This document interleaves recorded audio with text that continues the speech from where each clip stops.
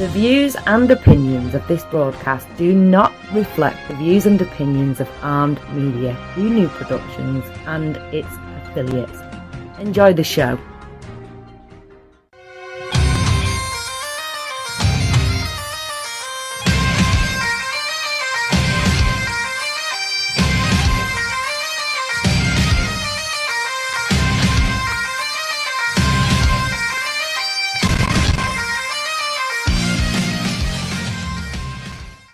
Hey guys, thanks for tuning in to Two Beards Talking. My name is Daniel Sanders. It's Tuesday night again.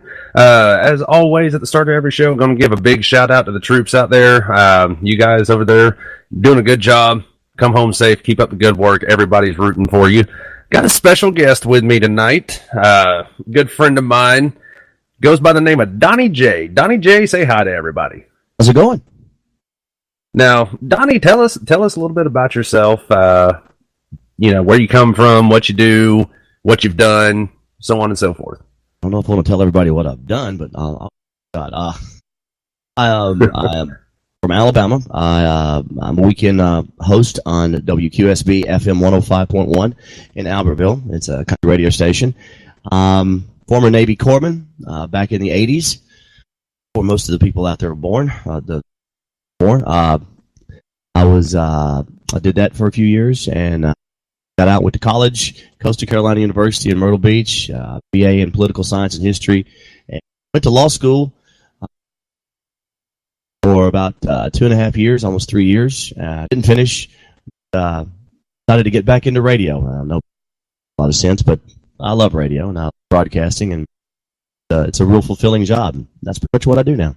Mobile DJ on the side and write briefs for a couple of law firms here and there, like a hired gun. Hey, we need a brief written for this. We need a opinion written for this, a memo. Do that from time to time. So I'm just kind of a jack of all trades and master. Jack of all trades, master of none. I've heard that about myself quite a few times, actually. So we're going to roll right into tonight's topic, and it's kind of a continuation from last week's show, if you were listening. You heard me and Jimmy talking about, of course, the new abortion bill that Alabama's passed, a couple of other things. So this is kind of a continuation from last week's show, and this is pretty much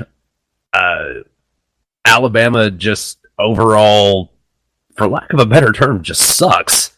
Days with a Facebook meme said it best: days without being a national embarrassment, zero. Yes. Now, you actually were the one who turned me onto this information, and this is a ranking from U.S. News, and basically what they do, I guess they do this once a year. I don't know how often they do this, but basically they poll X number of people throughout the country on certain aspects of their state, healthcare, education, so on and so forth. And then they look at all these statistics and rank each state based off of where all of these categories fall. And based on all these categories, Alabama is 49 out of 50 states overall. Except for education. Yes. We have the distinction of being 50. Yes. Like I said, overall, Alabama ranks 49th out of 50. The only state worse than us, the only thing keeping Alabama from being the worst in the state is Louisiana. So our new state motto should be "Thank God for Louisiana." So we're gonna get into this now. Each category that they base this off of is healthcare, education, economy, infrastructure, opportunity, fiscal stability, crime and corrections, and natural environment. And we're going to talk about a few of these. The first one we're going to get into is healthcare. Now, all across the nation, healthcare is a big issue. You've got all of the free healthcare for everybody, so on and so forth. The people living in a dream world that think it's actually possible. Now, healthcare is broken down into three Subcategories: healthcare access, healthcare quality, and public health. Alabama ranks 46th in the nation in healthcare. For healthcare access, we're 37th. For healthcare quality, we're 39th. And for public health, we are 47 out of 50. Those are not good numbers. Not by any means. Healthcare access, it gives a statistic down here. Adults uninsured in the state of Alabama is at 14.4%. The national average, according to U.S. News, is 13.8%. Well, I'd like to point something out here that I found interesting. Whether you like or don't like the Affordable Care Act, or for lack of a better term, Obamacare, each state was given the opportunity to, if there's a crack that you can fall in between. You can qualify for it if you make a certain amount of money, but if you don't make and the amount of money is like just barely, well, not even above poverty line. I think it's like $15,000, something like that, a year. That's where you got to be able to take advantage of Obamacare. Now, if you don't make that much, then they kick you out to Medicare or Medicaid. And each state is responsible for that. But each state had to expand it to cover those that didn't fall under Obamacare. That's what Alabama didn't do. They did not expand their coverage. Right. So, I mean, it's not like an opportunity hasn't been presented itself for us to help people improve things. But it has presented itself, and we've failed on several different occasions, several different levels, to do the things that we need to do to take care of the people in our state. Right. Now, the next thing it gets into is preventable hospital admissions. In the state of Alabama, it's 5,620,000 people per 100,000 patients. Now, that's a pretty self-explanatory term, preventable hospital admissions. And I don't think they're talking about, Billy Bob trying to skateboard off of his roof down onto the trampoline and then jump over the fence into the neighbor's pool. I think preventable hospital admissions is, preventable, like type 2 diabetes is a preventable disease. COPD. If you're smoking packs a day, maybe you ought to think about, cutting back to none. I don't know. That's just a suggestion. Yeah. If you've got type 1 diabetes, then sugar. Let's cut back on drinking. There's things that you can do to preventative health care, which is exactly what it is. Keep yourself from having to make that trip to the emergency room. And there's another thing: using the emergency room as your primary care physician. Right. That never works out well. Right. And I'll be honest, I'm guilty of that, but only in extreme situations. That's why it's called an emergency room. This is an emergency. I can't wait to see my primary care physician until the morning. I gotta go. Yeah. I have kidney stone. I gotta go now. Well, mine was more a situation of I was unemployed for a little over a year, and my unemployment funds had already stopped coming in, and I needed to see a doctor or something. So, yeah, my only option was to go to the emergency room because I couldn't afford even to go to a walk-in clinic. Well, there's a lot of people that fall under in that category, and it's sad, but it's when you have to have a doctor, you have to have a doctor plan. So there's some private hospitals that can turn you away. Of course, state-funded hospitals, they'll accept you, but the quality of care that you get, and realize this, the quality of care that you get when you go in and you're uninsured is quite different than the quality of care that you get when you go in and you present your Blue Cross Blue Shield card. Right. Now, like I said, it's 5,620 people per 100,000 patients. The national average is 4,603. So we're 1,000 people per 100,000 patients over the national average on that. And we talked about preventative medicine and everything. Type 2 diabetes, that gets into the next category, obesity rate. 36.3% in the state of Alabama. The national average is 31.3. I read something somewhere, and I don't remember which article that I read it in, but it listed Alabama as the most obese state in the nation. I don't know what to say about that. I've never really thought of Alabamians as. I suppose there's a couple of hefty ones out there. Walmart from time to time. But seriously, there again, that's. But I've always known this. Everybody knows it is cheaper to eat crappy food than it is to eat healthy food. More expensive to buy salads, to buy stuff to cook and to prepare healthy meals than it is to go to Mickey D's. You can eat for $5 a day every day, but as Morgan Spurlock proved, that never turns out well. Right.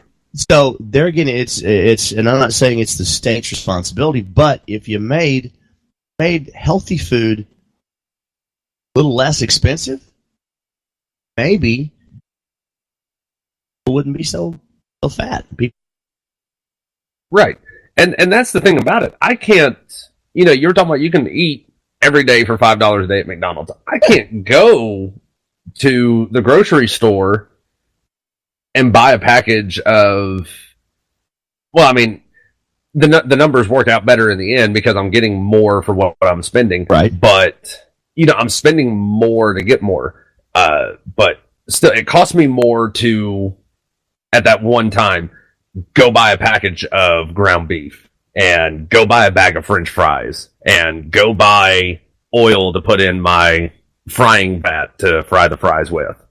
Well, it's all about taking. It takes time to prepare. Anything that's worth doing is worth doing right, and it takes some time, takes some effort, and you got to plan what you're going to eat, what you're going to. At one time, I went through a health nut phase, and I prepared every meal in advance, and when I was on the go, I could quickly throw something in, and it wasn't crap food that you grab at a Mickey D's or something.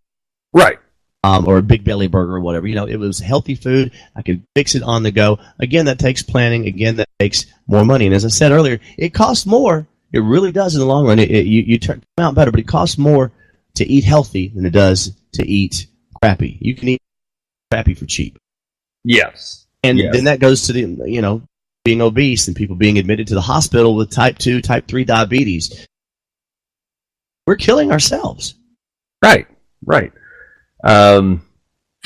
So we'll get into the next category here, and I know you're anxious to talk about this one. Education. Oh God. Yes. As we've already pointed out, we are 50th. We in Alabama are 50th in the nation. We are the worst in the entire country when it comes to education. Now, the two subcategories that education is broken down into is higher education and pre-K through 12. Well, a friend of mine opined this last week, and it was really it hit the nail right on the head. We're so concerned with the unborn child, the unborn. We want to protect it. We want to nurture it. It's born. And then once it's born, we want to make sure it's okay until it gets past kindergarten. And then after kindergarten, we don't give a shit. I mean, it's like you're on your own, kid. We got you here. Now you're on your own the rest of the way after kindergarten, because K through 12 education just it sucks. We're starting to see a rise, and for a long time this wasn't the case. For a long time we'd curbed it. People finishing high school, don't be a fool, stay in school, that sort of thing. Now we got a lot of kids that are dropping out of high school, opting not to go to college. They're going to trade schools instead, which is not a bad thing. Bad thing at all, because we need welders, we need carpenters, we need people who can need those sort of trades badly. But by not putting an emphasis on higher education, what you're doing is you're making kids say, finish high school.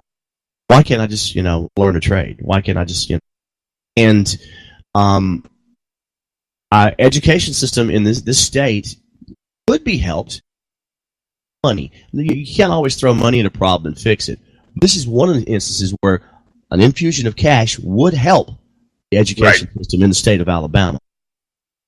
This is Right. going to go off on another subject. You know where I'm going to head with this one. Oh yeah, and we talked about that last week, the education lottery and everything, Yes. and yep, yeah. So In Georgia, in Georgia, if I'm not, and I could be mistaken, if I am, someone correct me on this. Feel free to. I do believe that in the state of Georgia, if you maintain a B average through high school, graduate with a B average, I do believe that you qualify for either a partial, full scholarship through the Georgia State Education Lottery. But you've got to stay in Georgia. You got to go to a Georgia college. Which you got UGA, you got Georgia Tech, really a great school. Emory University Medical School is like the Johns Hopkins of the South. You got some really top quality educational institutions in Georgia, and they are funded partially, some of them wholly, by the state education lottery. The amount of good that thing does, that lottery does for Georgia. I haven't checked, but I wonder where they rank on the educational system. Yeah, I haven't checked. Right next door to us. Let's see where they are. Oh, let's see here. And of course, he's got his stats at his hands. Yep, I got the full list right here. Okay, so here we go. Education rankings. This is the full list from top to bottom. And Georgia's not even in the top 20. That's surprising. Georgia is number 30. Well, that's still 20 above us, and they're right next door. So can you tell me is it the location? Is it because they're further east of us? Is that why they're better? I don't think so. I think it's directly proportionate to the amount of money that you put into your education system. You can pay teachers more. You can attract quality teachers. There's a reason why nobody graduates from Johns Hopkins Medical School and says, I'm going to go practice medicine in New Delhi. Said no doctor ever. It's the brain drain. Best and brightest get the hell out of Alabama as soon as they can. Right. Ask me where I went to college. Where? Well, you did say Coastal Carolina University. South Carolina. Yep, and then you went to law school. Thomas M. Cooley Law School, Lansing, Michigan. Okay. Now here's what we'll look at all four border states. We've already looked at Georgia. Georgia's number 30. Florida. Where do you think Florida falls in the spectrum? They probably the top 20. Yeah, they're definitely in the top 20. As a matter of fact, they are third in the nation. Wow. They are number 1 in higher education. Wow. Well, Florida State, Florida, Miami, and then F. I mean, there's a lot of quality educational institutions in the state, and they've had they've had Powerball, they've had Florida Lottery, years and years. Their roads are far superior. I mean, when you cross the border. When you cross the state line from Alabama or Georgia into the state of Florida, you could have your eyes closed and you could say, "Hey, I'm in Florida," because the roads instantly get better. I mean, I'm not making this up. If you've ever gone on spring break or road trip to Florida, you can literally tell the difference, and it's all about the money. This lottery, get the money from the. Yes, and you are absolutely right about that. I mean, just a couple of months ago, I took a trip down to Jacksonville, Florida for the Players Championship. And you're absolutely right. As soon as I crossed over the state line from Georgia into Florida, the road, just the condition of the roads, 1,000 times better. Because they keep it up. They maintain it. They take care of it. Something's wrong with it, they fix it. They don't gloss it over with a little bit of asphalt and then let the hole get bigger later on. They fix it. Right. No, they've got the funds to do so. Alabama, sadly, does not. And will not if the current lawmakers, the current attitude that's prevailing down in Montgomery continues. Right. It's just not going to happen. The education system's not going to improve. Roads are not going to improve. Nothing is going to improve. But, hey, we got a great abortion bill. Yep. Tennessee. Tennessee is 35th in the nation in education. They are 23rd in higher education, 38 in pre-K through 12. And then Mississippi is right at the bottom of the spectrum with us at 46. They are 33rd in higher education, 45th in pre-K through 12. Mississippi's even ahead of it. I mean, sorry, you have to laugh or you'll cry. I mean, you really do. The state that gives a new meaning to the term toothbrush is ahead of us in education. I mean, oh, excuse me. Sorry for those of you in Mississippi. I apologize. Oh man, so yeah, and a lot of it boils down to, as we've already pointed out, Alabama does not have a lottery. Now, I'm not going to say that is the end all be all. That is the solution to everything, because it's not. But it would sure help. Or I'll put it to you this way: years ago, I remember I lived in Key West, Florida, for about a year back in the 90s, and they had an advertisement for the Florida lottery, and the advertisement said, Florida lottery, winning it won't change your life, but it'll sure as hell change the way you live it. Well, throwing money and everything at the education system, it's not the end all be all. It's not, the lottery's not because you've still got to get quality teachers. You've got to get people down here that give a damn about educating the kids, that'll go that extra mile, that'll see a kid that maybe is a problem kid on the surface, but you can see something underneath there, and all you got to do is just break through that layer, give that kid a little bit of attention, nurture that, what he's got or she's got, bring it out, and now you've got a quality student that wants to learn, that's going to be a productive member of society. If we get teachers that can do that, then we got a chance. But they can't put all of their efforts into the kids and concentrate on their job when they're worried about paying their rent, when they're worried about taking care of medical bills, when they're worried about all this other stuff that they can't take care of because they're not being paid enough. Right. It's all connected. And I'll still argue that a state lottery would fix a lot of that. I'm not going to say that in states like Georgia and Tennessee and Florida, where they do have a lottery, all of the teacher's salary is supplement. I won't say all of the teacher's salary comes from the education lottery. I will say they probably get a little bit of a supplement to boost it a little bit. So I think having an education lottery here in Alabama would put us in a little bit of the same boat. Teachers are now earning a little bit more money because their payroll is supplemented by an education lottery, and now they've got a little bit more incentive to try harder to educate their students. Now, debt at graduation, the national average is $28,650. Is the debt, student loans. So Alabama falls in $31,899 is the state average for student loan debt.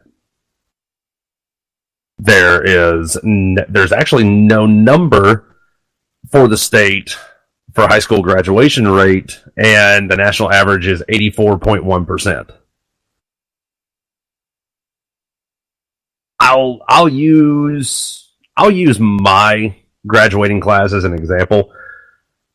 I think we had, from the time I started going to school in second grade until I graduated, I want to say we lost maybe 3 students that didn't graduate, 3 or 4 students that didn't graduate, and the rest of the class did. Yeah. Now, granted, my class was only 48 people. It literally took us 52 minutes to walk on the field, get our diplomas, and throw our hats in the air. Now, the last statistic that they show for education, the National Assessment of Educational Progress, NAEP, it gives a statistic for NAEP math scores. The national average is 283, state is 268. So Alabama people can't math very well. Room for a joke here? No, I'm just kidding.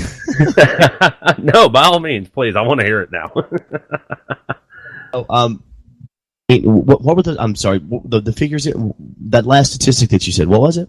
National average for NAEP math scores is 283. The state is 268. Well, I can't say anything because I hate math.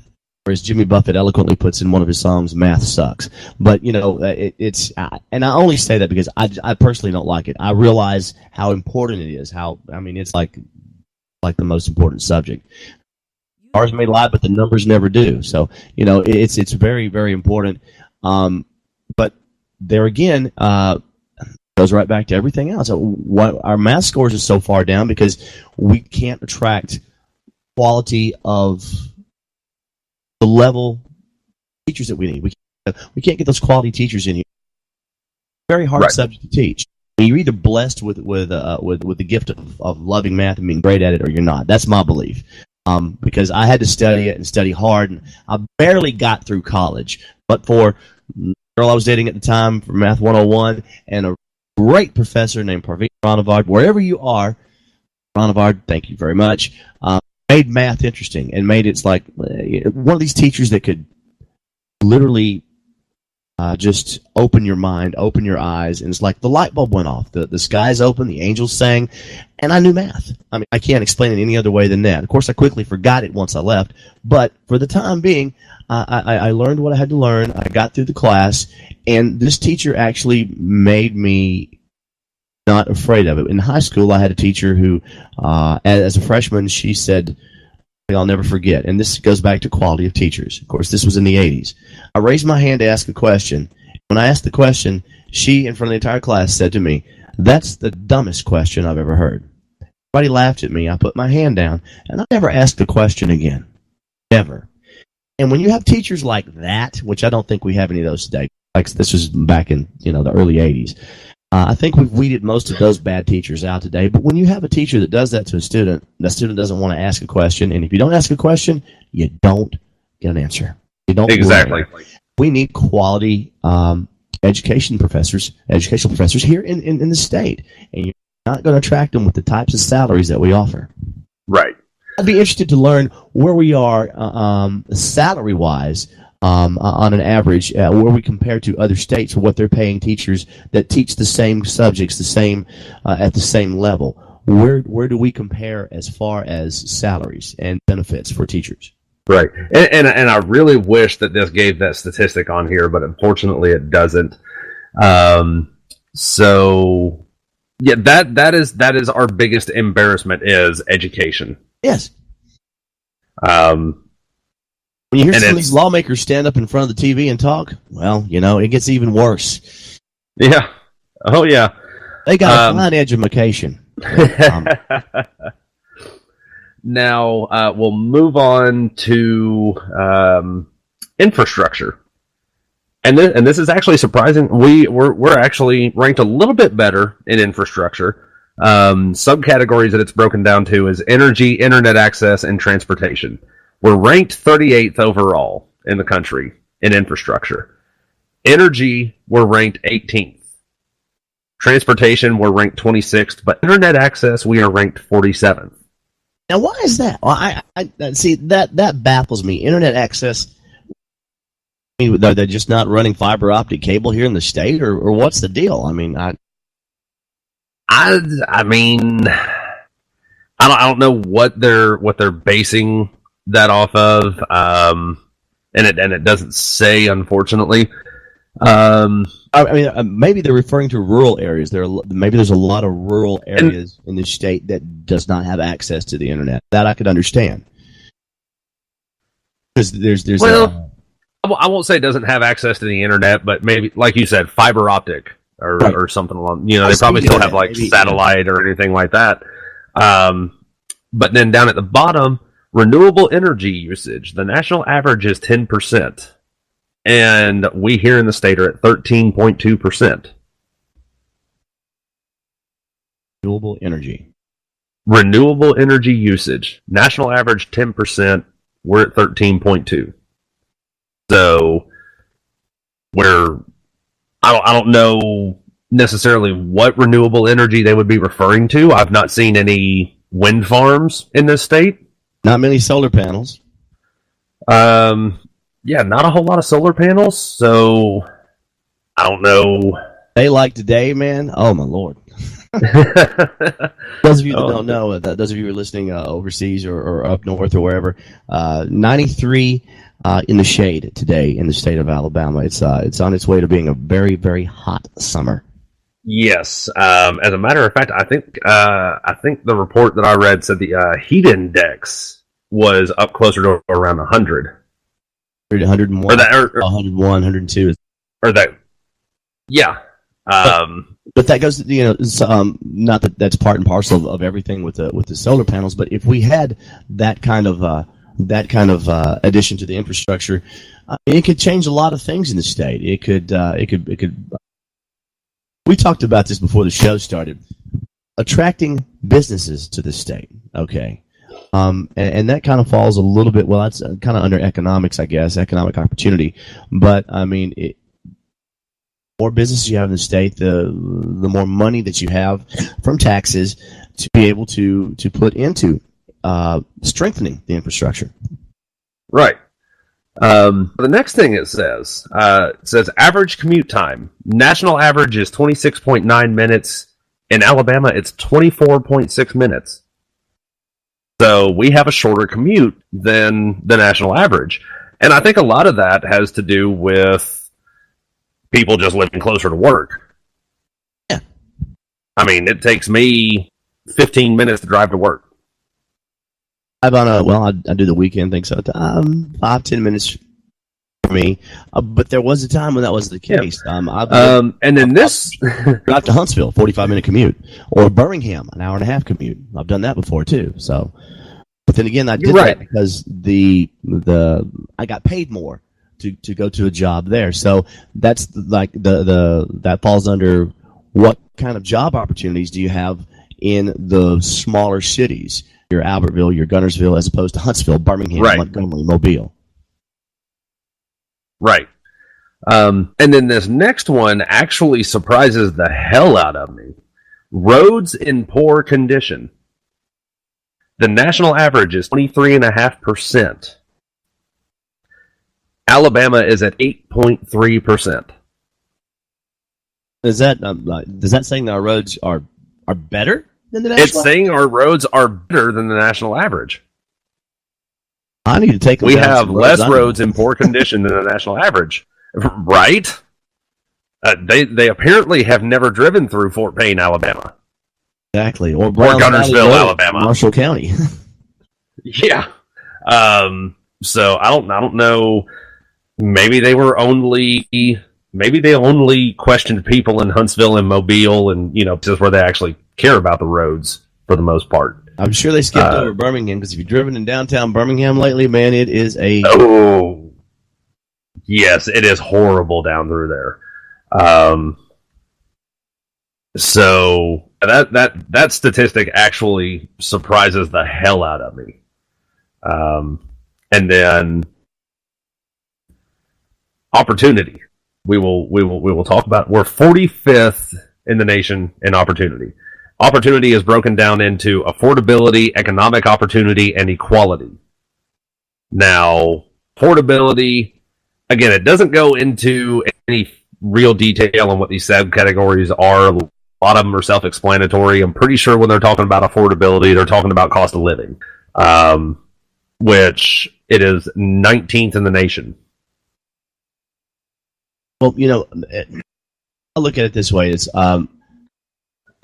funny that I'm bringing this up. Affordability. The job that I do, radio. Anybody who works in radio can tell you, unless you're Ryan Seacrest, or somebody out in a major market like Los Angeles or Dallas or New York, and even then, you're not getting paid a lot of money in radio. It may be the job that you love, and I do love it, but as far as remuneration, it could be a whole lot better. And there's a lot of jobs that are, I classify them as placeholders. I'm going to hold this one until I get another one, until I get a better one. Now, that said, economic opportunity, jobs that I hear people all the time say, well, there's plenty of jobs out there. There are. But if it costs more to get to your job, it costs more to outfit yourself, to get yourself whatever, to go to your job, and it's prohibitive. It's all counterproductive to job. But if you don't, often is the case, get a job when you've got one. If you're unemployed, getting a job is sometimes a lot harder. Right. And the best example that I can give for that, Fort Payne used to be known as the sock capital of the world. And I'll go back as far as 20 years. If you bought a package of socks, it didn't matter where you were at. You could be in Buffalo, New York, or bumfucked Egypt. If you bought a package of socks, there's a 99% chance that they were manufactured in Fort Payne, Alabama. Well, that's like Dalton, Georgia, the carpet capital of the world. If you 99% chance, just like you said, that the carpet you're walking on, that the carpet you're on, that you're sitting on right now, was made in Dalton, Georgia. Right. And then when you rip that kind of industry from a small town like your Fort Payne or your Dalton, Georgia, what happens? The economy goes to shit. Yeah, we had tumbleweeds rolling into town. Exactly. We had, I don't know how many.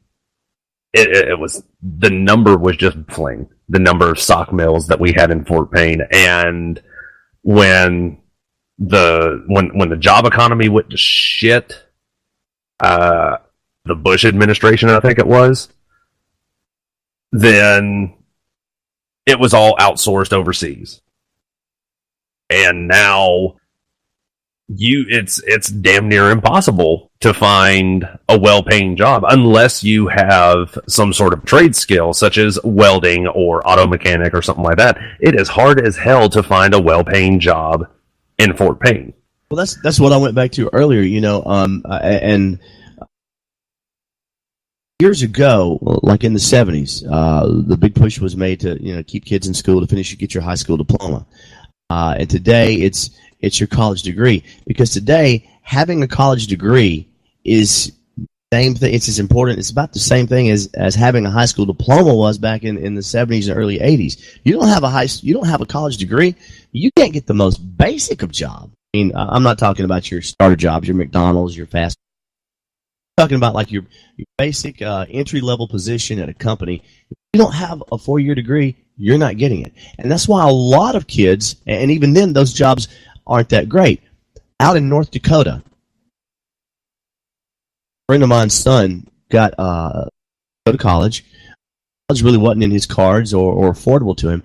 He did go to a local trade school, got his certification as a master welder. Went to North Dakota, and they're writing their own tickets out there. I'm talking, he started at like $65 an hour. And just went up from there. Wow. Working on pipelines, say what you want to. It is a skilled trade. It really is, and it's one we're in need of. And that's what's happening in towns like Fort Payne, like you just said. Unless you've got a trade like that, you're out of a job when the factory pulls out. Same thing in places like Allentown, Pennsylvania. All these factory towns. Mm-hmm. Got to get smarter is what you've got to do. You got to find out another way to make a living when that happens. Right. Now, gets into cost of living index. Says national average for cost of living index is 100. Alabama ranks at 89.4. So it's cheaper to live in Alabama. It's cheaper to live in Alabama because we don't have a whole lot of economic opportunity. And national average for household income is $60,336. In the state of Alabama, it's $48,123. Well, then again, that goes to economic opportunity here. The jobs we've got to ramp that up by bringing better jobs into the state, and the only way that's going to happen is by attracting businesses, and we don't do that very well. And I'll tell you why. This goes to we talked about this before. I used to work with homeless veterans, a group called Operation Stand Down. We operate out of Huntsville, Alabama. And I've told the story to some people, and I've had people tell me that I made it up, but I saw it firsthand. I was there. Years ago, the mayor of Huntsville, shall remain nameless. I'm not going to say who she was, but anyway, mayor of Huntsville wanted to try and bring businesses into the state of Alabama. Now, they do this. They fly the businesses, fly the CEOs, directors into Huntsville International Airport, and drive them into downtown Huntsville, stay at the Embassy Suites Hotel, put them up, wine them, dine them, that sort of thing. Well, along the route, pass under a lot of bridges and overpasses, and it just so happens that there were several homeless veterans that were staying in tents underneath these overpasses because they'd set up their tent underneath the overpass, gives them added protection. Plus they're close to the highway so that they can panhandle, that sort of thing. It's not a pretty sight. It's not a great thing, especially when we're talking about someone that served their country in the military. It's a disgrace. Well, apparently the mayor thought it was very much a disgrace too. But rather than helping these people, rather than coming out to the stand-down events when we held them and lending a hand or doing something to help us be able to put this on for the homeless veterans, rather than that, this mayor's solution was, let's round up all the homeless veterans, put them on a bus. Let's give them a choice. You can either go to the county jail or you can get on a bus, and we're sending you to, get this, Birmingham. Because she did not want the CEOs to see the homeless people on the side of the road. Because that wouldn't attract business. Because they would say, well, why are these people homeless? Why aren't you doing anything to help them? We do this in our state where we're located now, so what are you doing down here? Rather than address the problem, she simply swept it under the rug or transferred it to another city to let it be their problem. And what happened is these people, they left for a while, for a few days, for a week or whatever, and then they migrated back here. You've got to address the underlying problems that cause the bigger problems, or you can affect any real change, and that's what our lawmakers fail to realize. They're too busy engaging in what the Romans call panem and circuses, bread and circuses. If we keep you entertained or keep you distracted, and you've got a little bit of food in your stomach, you're not going to complain. You're not going to pay attention to what's going on, and we can do what we want to do. That's shuffling homeless veterans from city to city or passing bills that are dead when they're written. Rather than dealing with the real problems that the state has, it's a whole lot easier to simply deflect, a whole lot easier to simply pass the buck than to actually deal with the problem. Right. Sorry, we're on a tangent there. My bad. Rabbit hole. Yeah, it happens. Now, the poverty rate. Testing. Yeah. It's the national average for the poverty rate is 13.4%. In the state of Alabama, it is 16.9%. Well, earlier I was speaking about Obamacare, and if I'm not mistaken, I don't have the exact figure, so I could be wrong on this, but I believe that the poverty level is defined as anything below $15,500 a year. I think that's correct. I think it's somewhere around 15,000, because last year it was like 14 something. I think they raised it a little bit, but it's around 15,500 a year. If you make less than that, you're below poverty level. Right. Now, I have my own theories about that, my own opinions. A little unpopular with some of the people, but problem is I've seen it firsthand in this state. And it goes back to education is kind of tied in with it. Yes. You get all these people who they're not doing good in school for whatever reason, and they're saying, well, I don't have to go to college. I don't have to worry about having a high school degree to get a good job because I can just go get an apartment over in government housing and live off of welfare.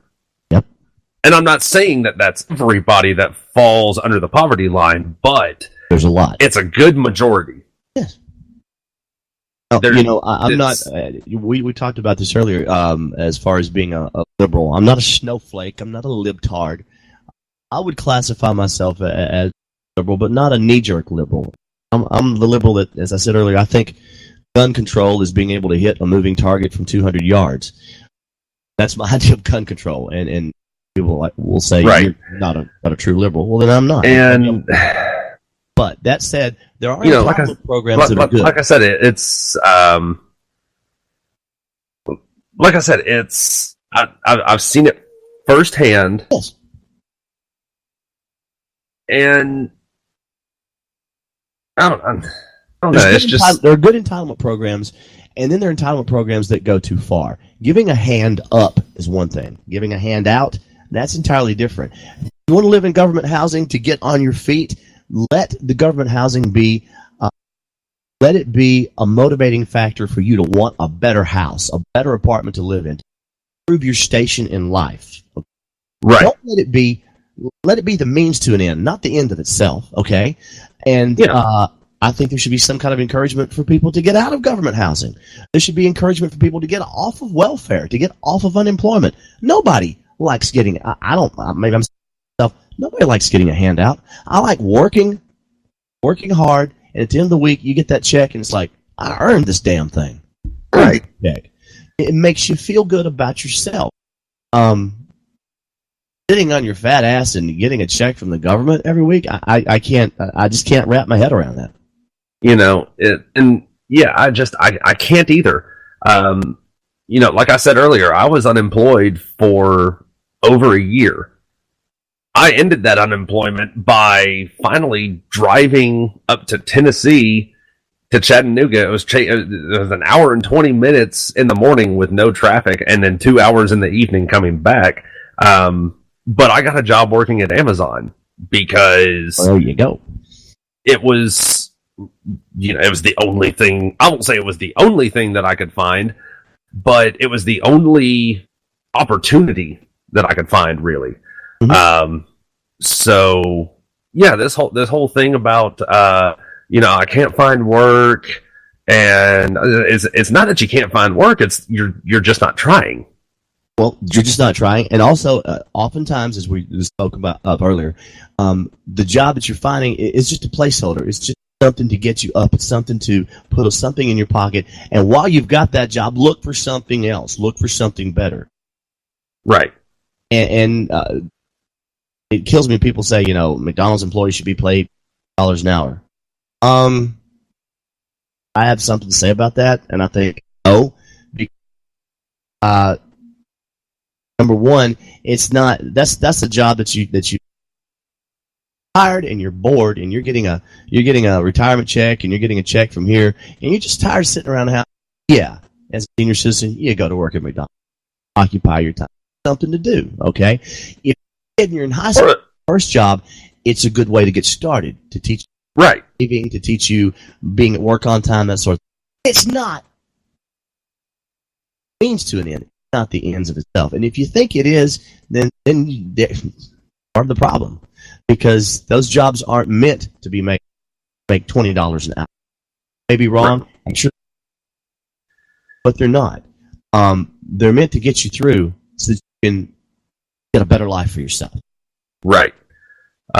So we're going to move on to the next category because we're running short on time.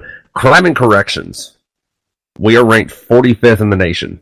41 in corrections, 44 in public safety. I want to interject here real quickly. Yeah. That's the biggest misnomer in the world. Department of Corrections.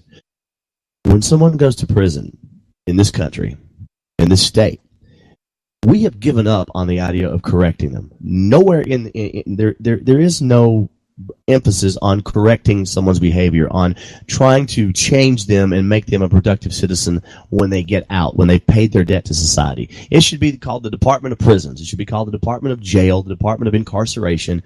There's in no way, form, or fashion do we try to correct the behavior. We've given up on that. We simply jail them. Everything. And with the privatization of prisons getting more prevalent, it's only going to get worse, because there you've created an industry where, okay, the only way this company's going to make money is if we keep these jails full. And the only way we can keep these jails full is if we find these people guilty, whether they did it or not. I won't digress on that. But anyway, that's my 2 cents on that.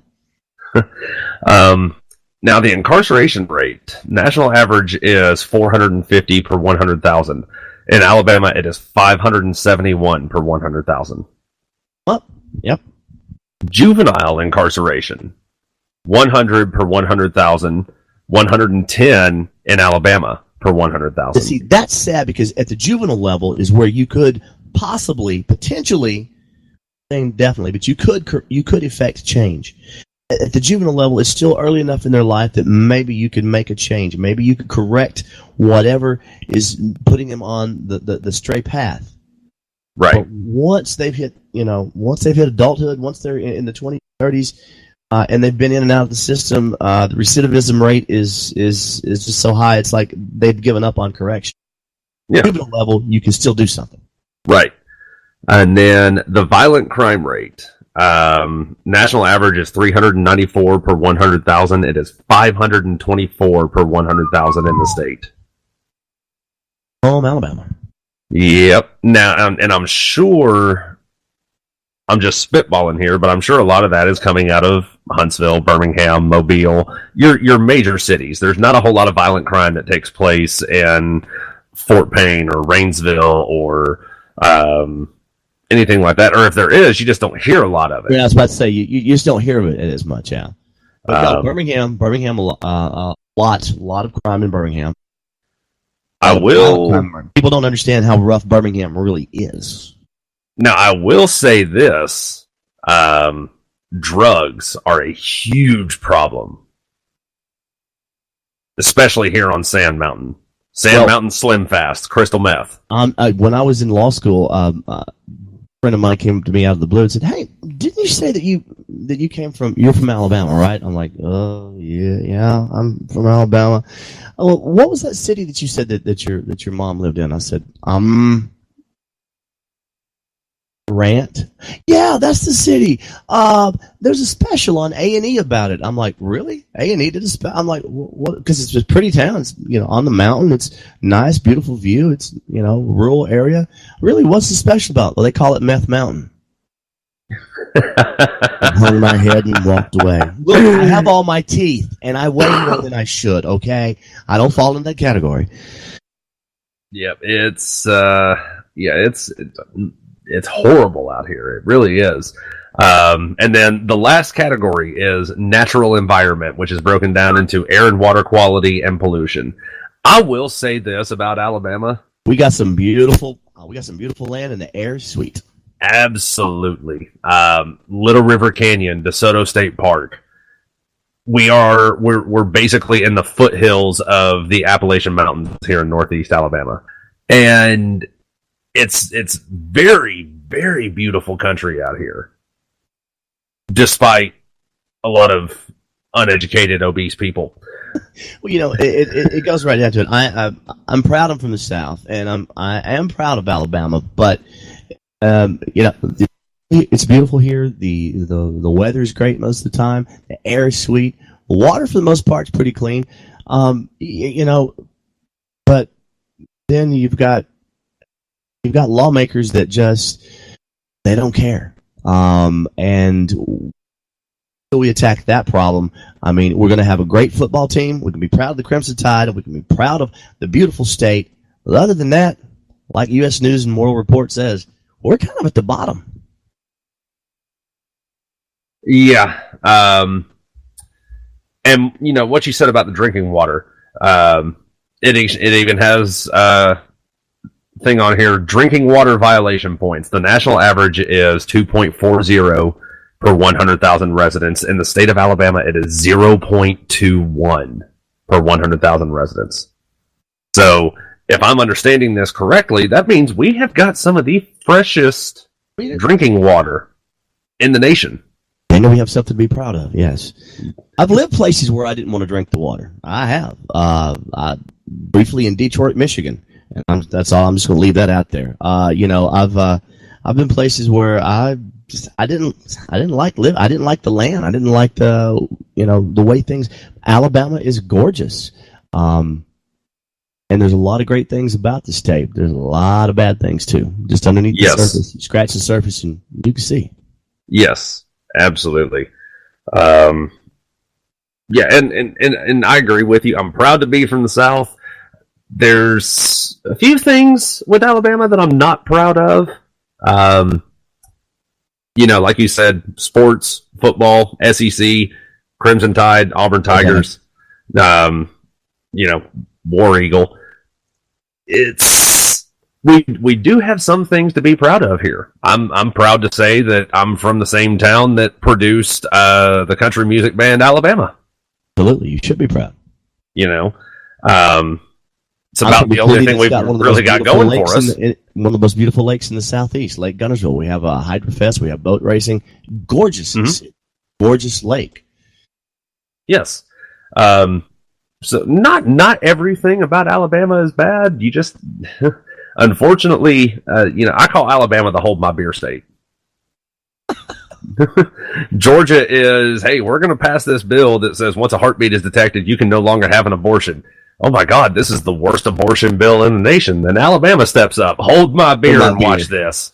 Well, like I said, it's politicians that want to deflect and not address the real issues that could change the state. It could change the way people live. It could change the quality of life. Before the state can actually improve in those rankings that we've talked about this whole hour, before it can ever improve, we have to hold these lawmakers accountable for making bad laws. Not many people know this, but that used to be the motivating factor for citizen politicians when this country was founded. That you would serve your time as a politician, you would make good laws, because when you finished your term in office, you had to go back and live under the very laws you created. Yep. Now we've got politicians to create so many loopholes, they don't even have to be accountable to the laws that they make, so they make bad ones for everyone else. Yep. We're going to have to leave it there. We're running short on time.